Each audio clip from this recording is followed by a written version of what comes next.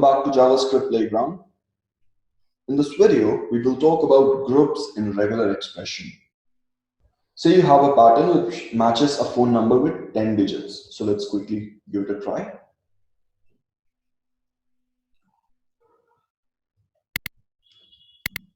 So this string represents a 10 digits number. Similarly, let's create a pattern to check this.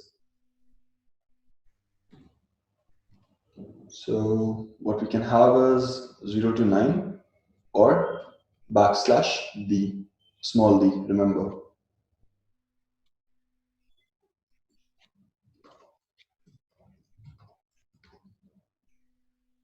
So str, we can use match.match and pattern. So if I run it, it gives me these individual values. So to check a pattern, we can add the plus quantifier.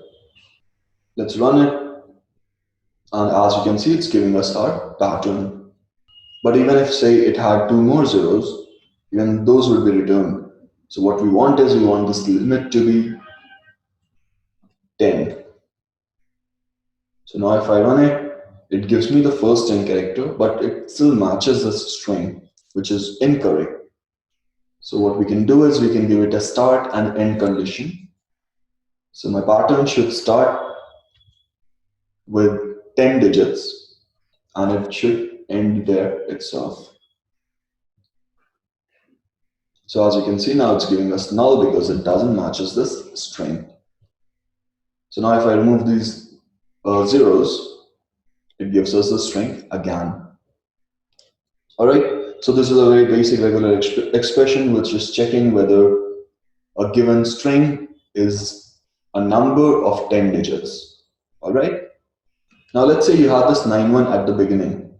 So if I run the code, it gives us null because the plus 91 also needs to be considered in this pattern.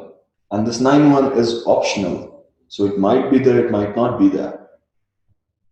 So you might be thinking we can write something like this, 9 and 1 optional, because that's how we learn to make things optional. So if I run the code again, it runs. But now the problem is, if only 1 was missing, it would still match the string because 9 and 1, these are being treated as 2 different characters. So either 9 could be there and 1 could not be there, or vice versa.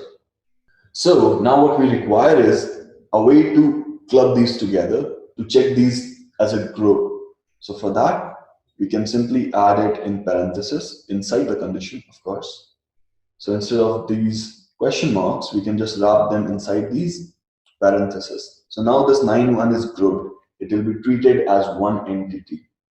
So if you put a condition question mark after this, so what it means is this 9-1 is optional. So if you run this again, it gives us 9-1. But if you remove this 9-1, it still matches the string. So that's the purpose of this group, or that's the purpose of this parenthesis. Now, let's say instead of just 9-1, we had plus 9-1. So how would you do it? You would simply want to write plus here, right?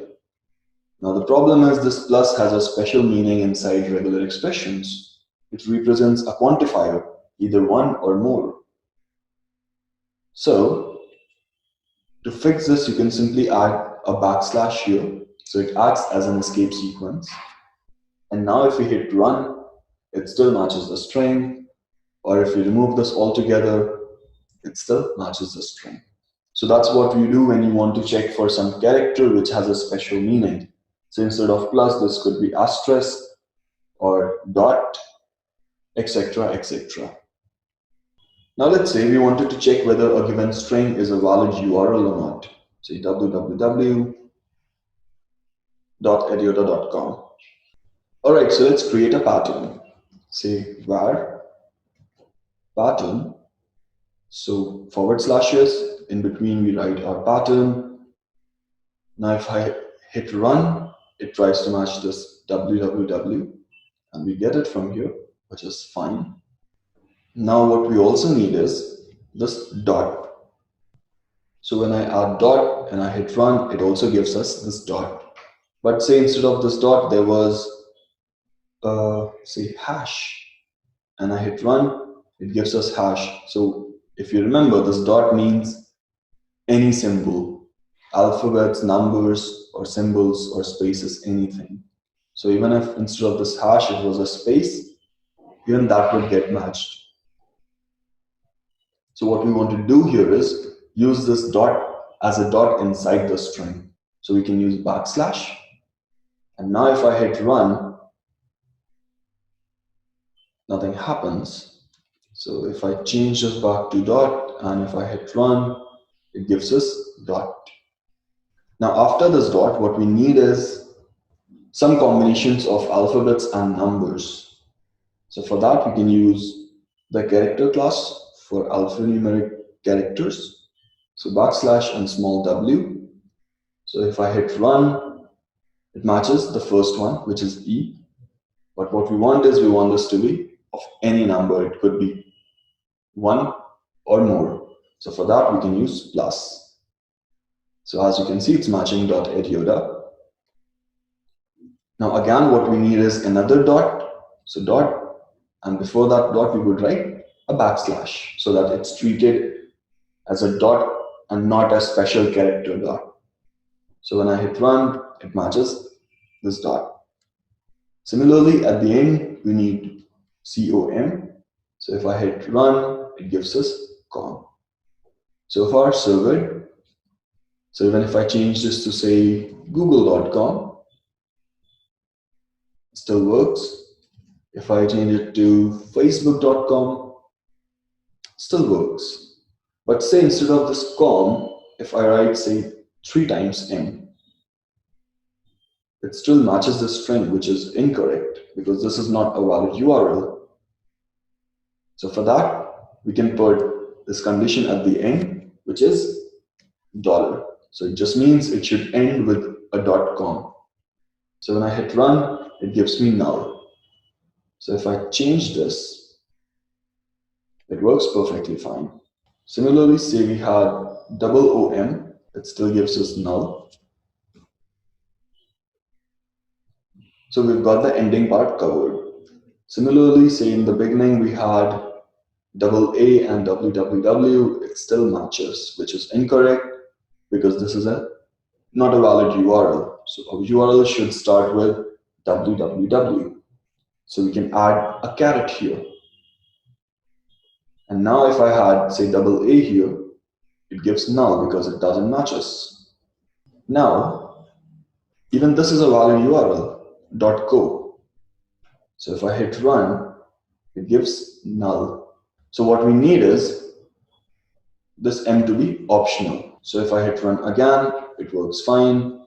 If I give it an m, it still works fine. But say instead of .com, it was .in.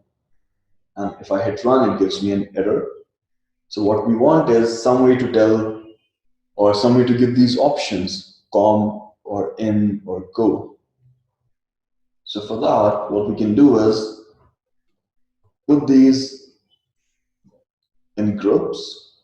So there's another operator provided by regular expressions, this pipe. It represents or. So instead of .com or go or in.